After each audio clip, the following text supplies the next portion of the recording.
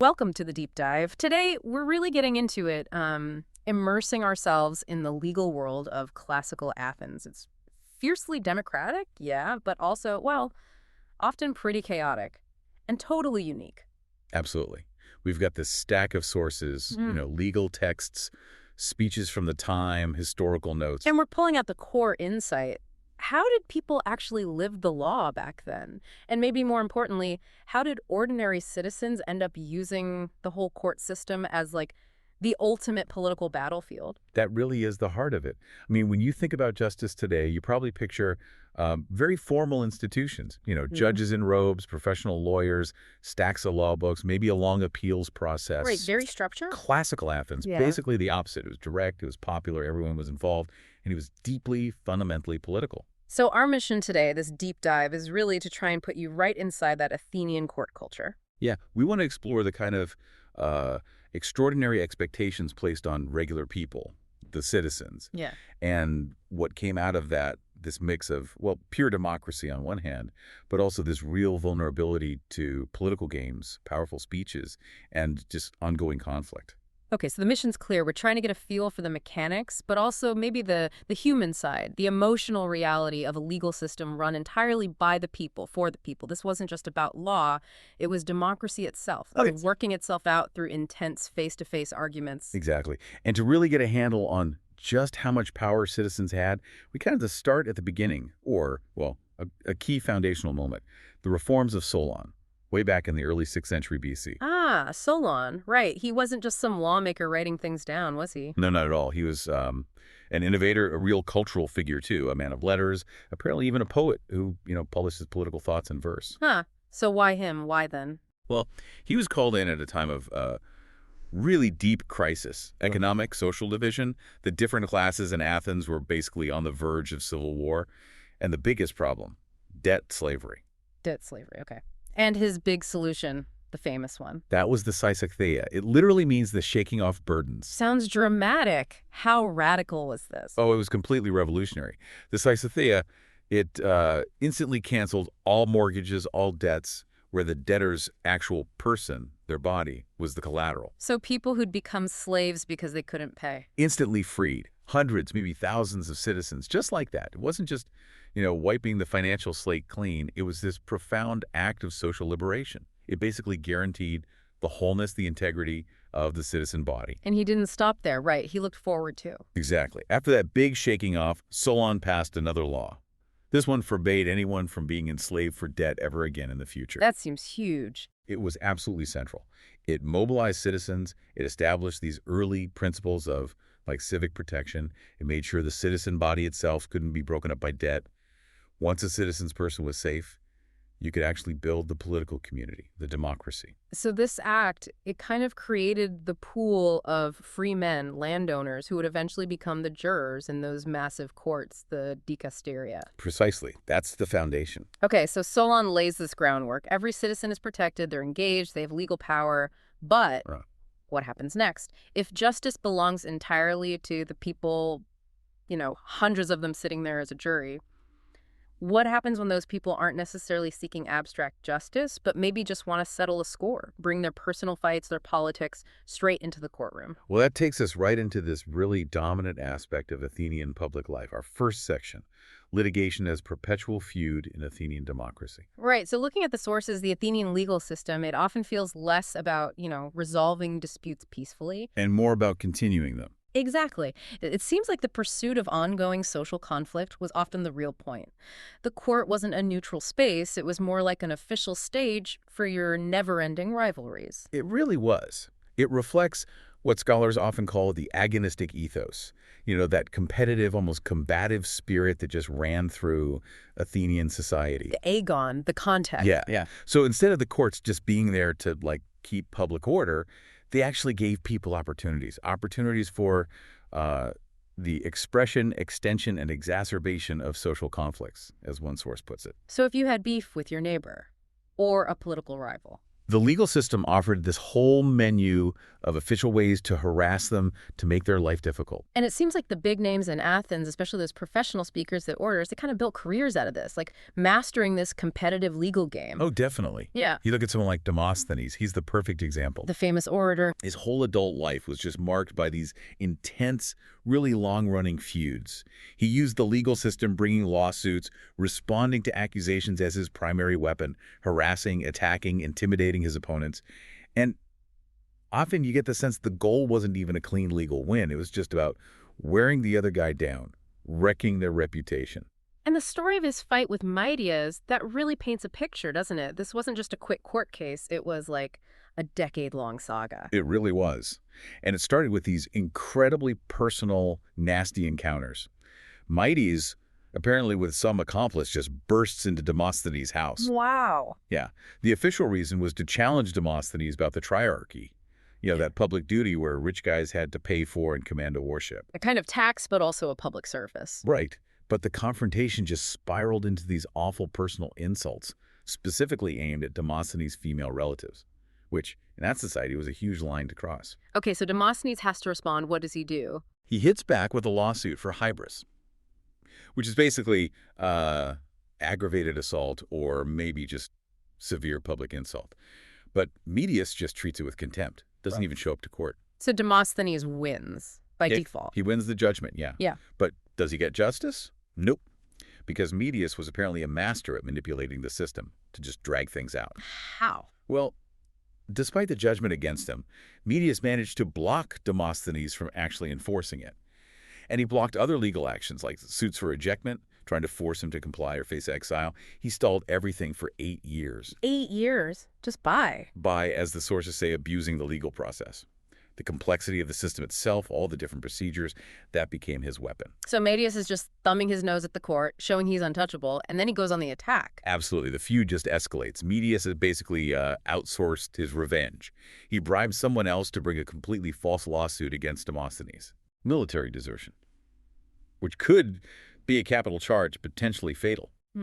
And he also denounced Demosthenes during a political audit.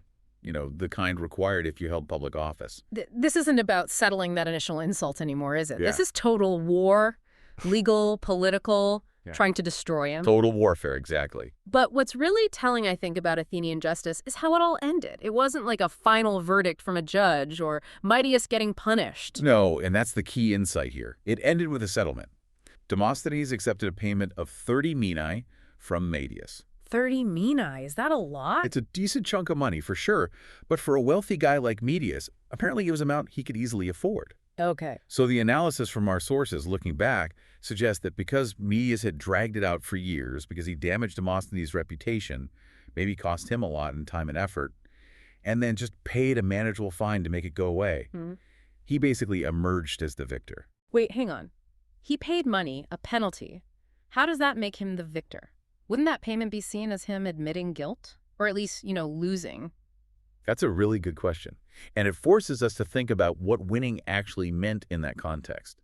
For someone like Medius, maybe the goal wasn't just avoiding a conviction on paper. Maybe it was about publicly humiliating Demosthenes, proving he had more social power, more staying power. Like, I can withstand years of your legal attacks and just write a check while you had to fight tooth and nail just to get this settlement. Exactly. The system seemed to prioritize this kind of public conflict, this demonstration of influence and endurance, almost more than getting to a definitive, impartial, just outcome. This whole system, then, relying so heavily on individuals bringing cases, driven by these intense personal or political motives, it feels like it would inevitably create some nasty side effects, like sycophancy. Oh, absolutely. Sycophancy or sycophantia is like the dark underbelly of Athenian legal life. Everyone complained about it. What exactly is it? It basically means malicious prosecution, vexatious litigation, using the courts not for justice, but for extortion, blackmail, or just political harassment,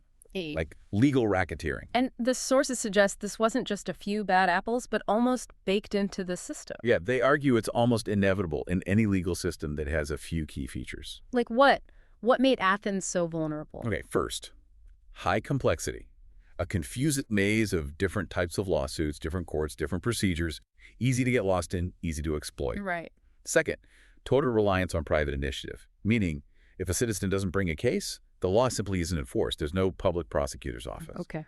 Third, weak institutional constraints.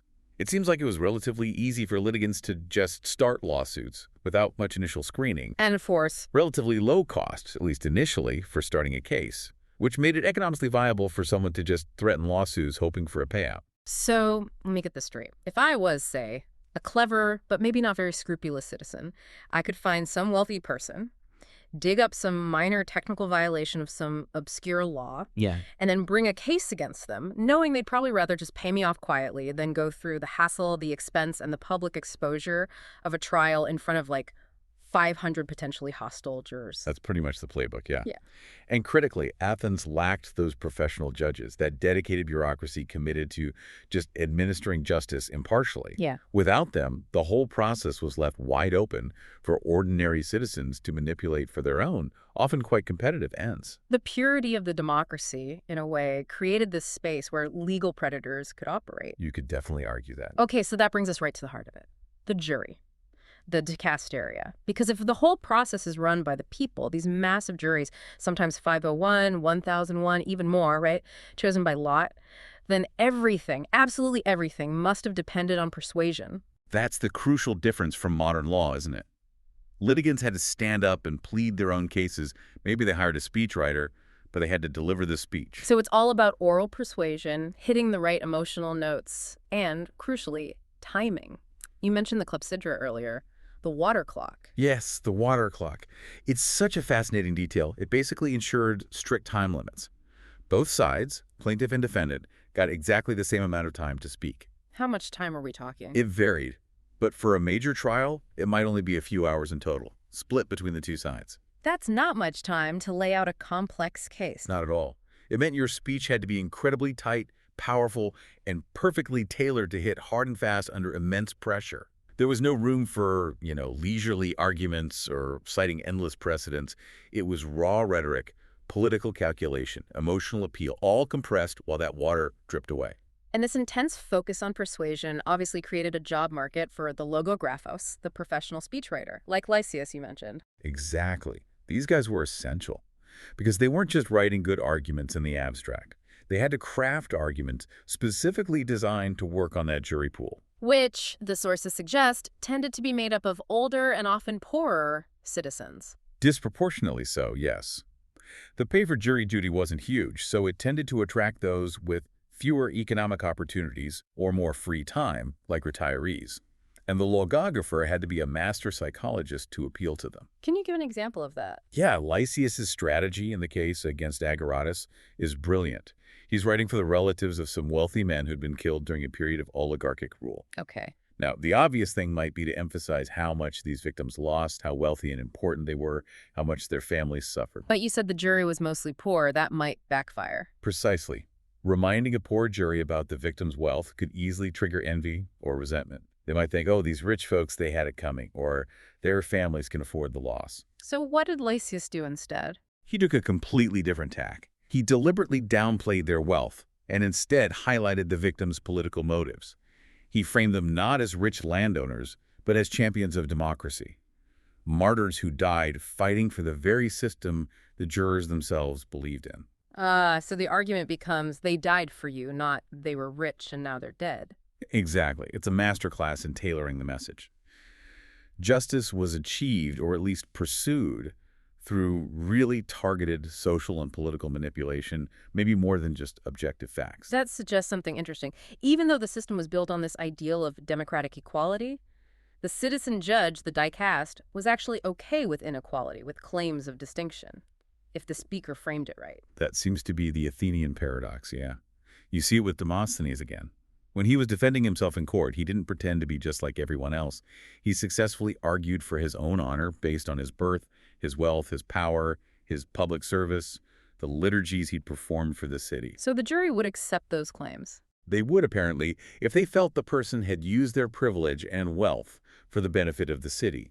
Through things like funding warships or sponsoring festivals, it almost becomes like a political audit within the trial. Okay, you're rich and powerful, but have you done your part?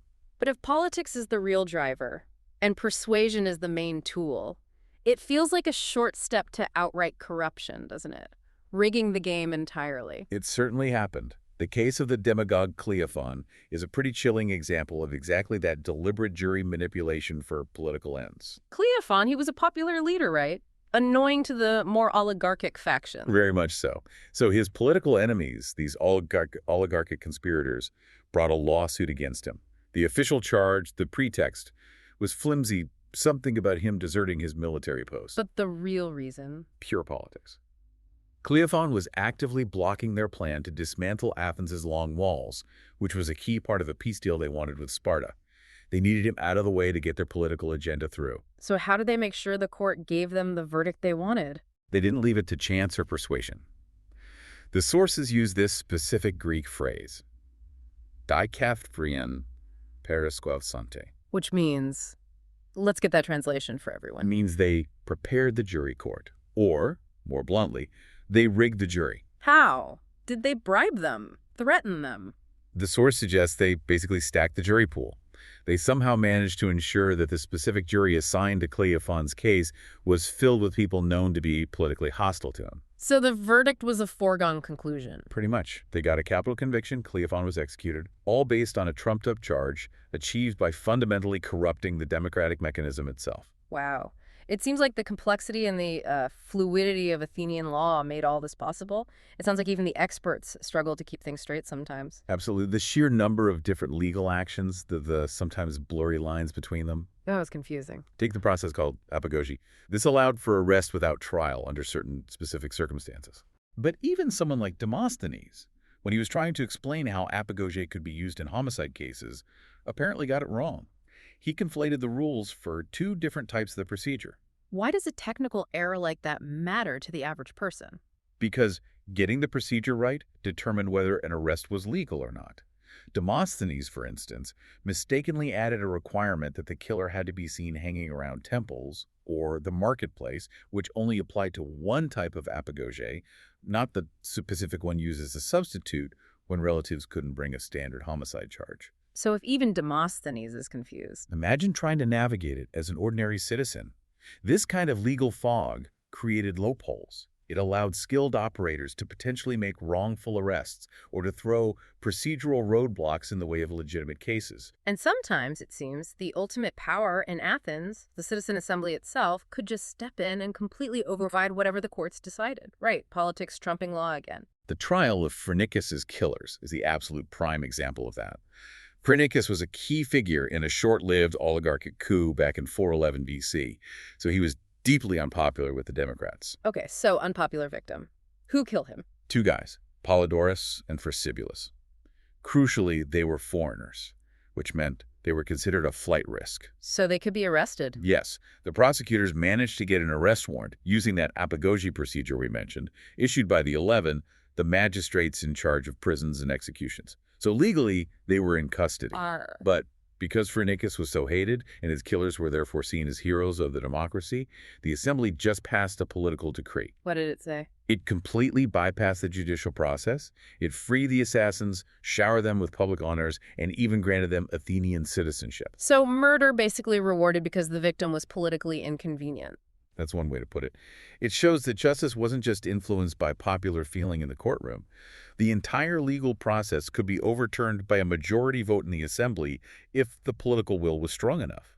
We've really hammered home this idea that the whole burden of the justice system fell on the citizen, the dicaste. No professional judges, just huge juries.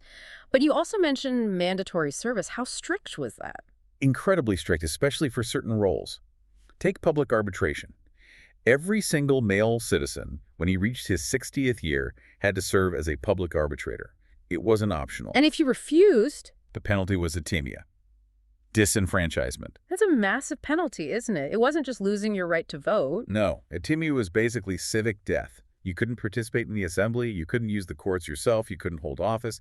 You were effectively stripped of your citizenship status, a total outcast. So the threat of atimia pretty much guaranteed participation in arbitration. Absolutely.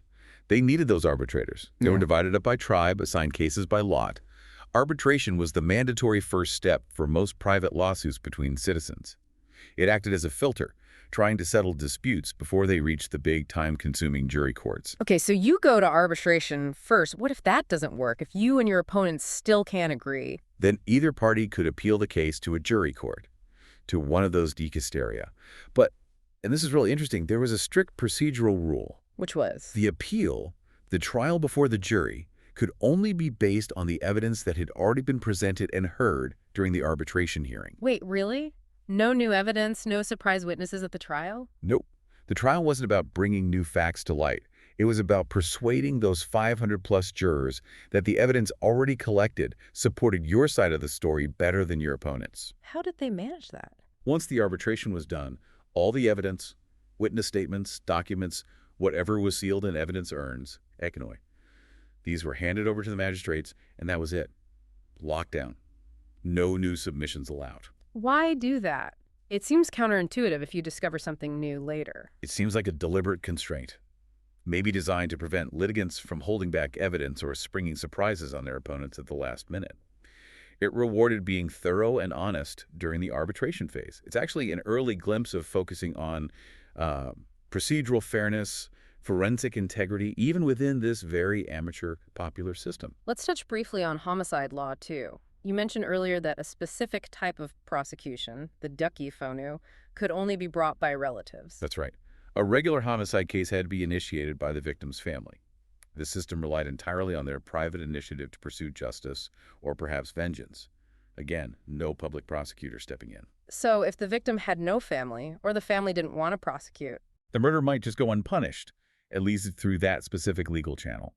And that brings us back to the Phrynichus case again, because the guys prosecuting his killers weren't his relatives. they couldn't use the standard dikasteria. Exactly. They had to find another way, which led them to use the more complex and, as we saw, politically vulnerable apogauge procedure instead. It just highlights how the structure relied on these private actions. Beyond just the mechanics of the laws, though, the sources hint at something deeper, don't they? A kind of philosophical or even tragic tension underlying it all, connecting law back to the gods or fate. Yes, this is where it gets quite profound. You see this contrast between the Athenian pride and their rational civic order, these courts, these procedures, and this lingering, quite bleak Greek view of fate and divine influence. Like in the tragedies. Exactly. Think of something like the Oresteia.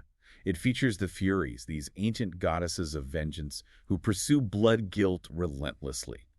Even when the goddess Athena establishes the rule of law, setting up the first homicide court in Athens, that sense of inescapable inherited consequence doesn't entirely disappear. The idea being that what happens to you isn't always your own fault or even related to your own actions. Sort of. The tragic view suggests that misfortune, or even maybe the impulse to commit a crime, might not stem from your choices now.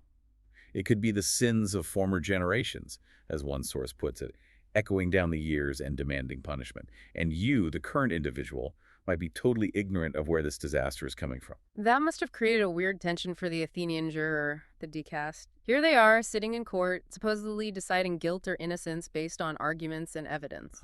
Believing in their power to achieve rational justice through this democratic process. But operating within a culture that also whispered that maybe the outcome was already set. Determined by some old curse, some ancient blood guilt completely outside their control. Absolutely. It's this constant push and pull. They're asserting the power of human law, human accountability with these massive courts. Yet they're wrestling with this deep-seated, tragic sensibility that fate or the gods or the past might ultimately be pulling the strings anyway. It gives every trial this incredible weight, doesn't it? The stakes felt cosmic, perhaps, not just legal. The court had to solve a human problem while sort of acknowledging its roots might lie somewhere beyond human understanding. Okay, this is where it gets really interesting for comparison. We spent all this time on Athens, this radically participatory system, power in the hands of huge amateur juries. How did things look later on in Rome? How did their legal culture differ? The Roman system provides a fantastic contrast. The biggest difference really is the move towards specialization, towards professionalization. While Athenian justice stayed fundamentally amateur, relying on that citizen jury, that powerful speech delivered in the moment, Rome saw the rise of the professional jurist. These are like actual legal experts. Exactly. We're talking about major intellectual figures. Names like Papinian, Paul, Ulpian. These weren't just guys arguing in court. They were scholars. their published writings, their legal opinions, their advice that became the core of Roman law. So law becomes less about swaying a crowd and more about knowing the texts, mastering a body of knowledge. Precisely. They created this systematic body of jurisprudence. It made Roman law incredibly technical, abstract, complex. You needed years of dedicated study to really understand it. It wasn't something any citizen could just pick up and use effectively in court anymore. That must have changed the whole feel of it, from sociology and politics to, like, structure and doctrine. Definitely. And it shaped the philosophical approach, too. You see this difference between Roman legal pragmatism. Think of someone like Cicero and the Greek philosophers, like Plato, who were often searching for these grand, cohesive theories of justice, but weren't actually practicing law themselves. Cicero's fascinating. He was a top lawyer, a barrister, but also a major politician. How did that play out in his approach to law? He lived that pragmatic reality every day. The sources show his views on things like punishment or legal principles could often shift depending on the situation. Was he defending this client, or was he prosecuting that political enemy? So his arguments changed based on which side he was on. Pretty much. He adopted what scholars call a pragmatic conceptualization of law. His immediate needs, winning the case, achieving a political goal, often seemed to dictate how he applied legal principles. He wasn't as concerned with perfect theoretical consistency as, say, Plato might have been, because his job forced him to be adaptable, to use law as a tool in the real world. But did Rome completely ditch citizen involvement? Was it all just professionals?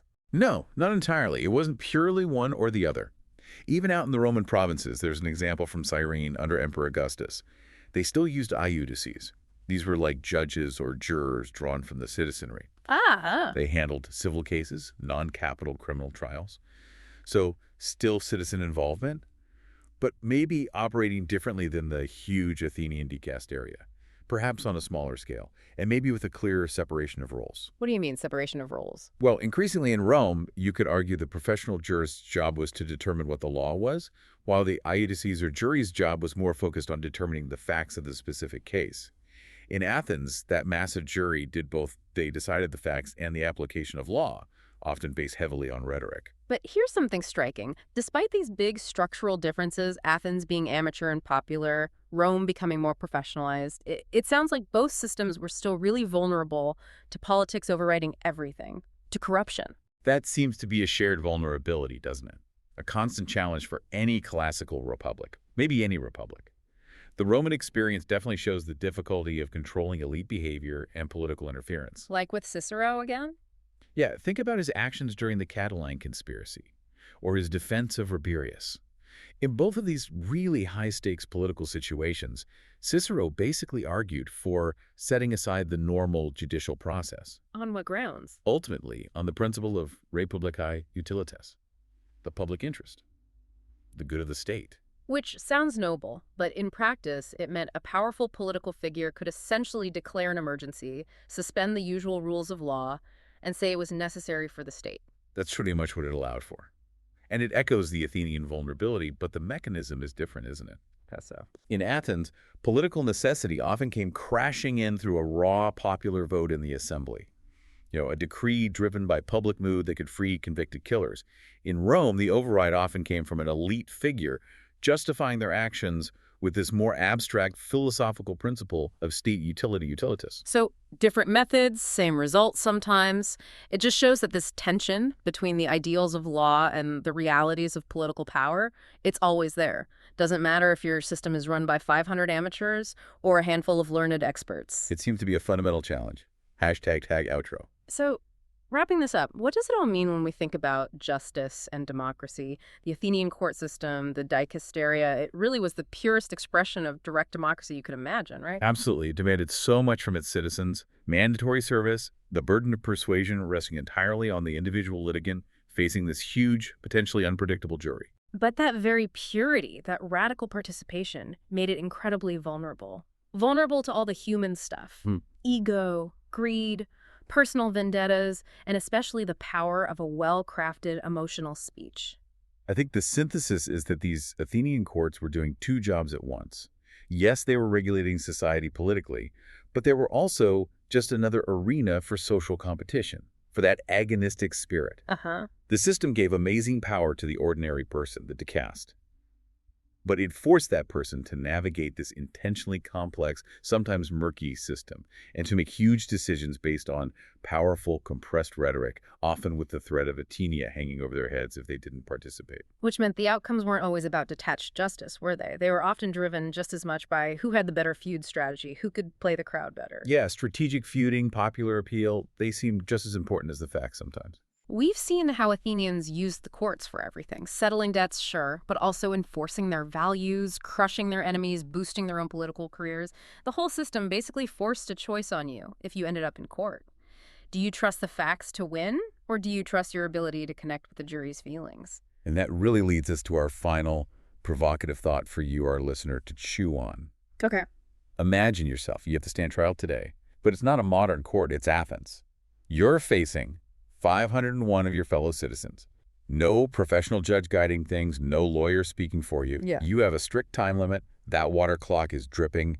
And you know their collective mood, their gut feeling will decide everything. Your freedom, maybe your life. Okay, setting the scene. Where do you put your energy? What's your strategy? Do you focus entirely on laying out impeccable objective facts, trusting the truth will shine through? Or do you tailor your whole approach, your rhetoric, maybe even bending the truth a little, to appeal directly to the emotions, the biases, the political anxieties you sense in that massive popular jury? Facts versus feelings in the ultimate high-stakes environment. That's the question. That raw test persuasion versus proof is the enduring, maybe troubling legacy of Athenian justice.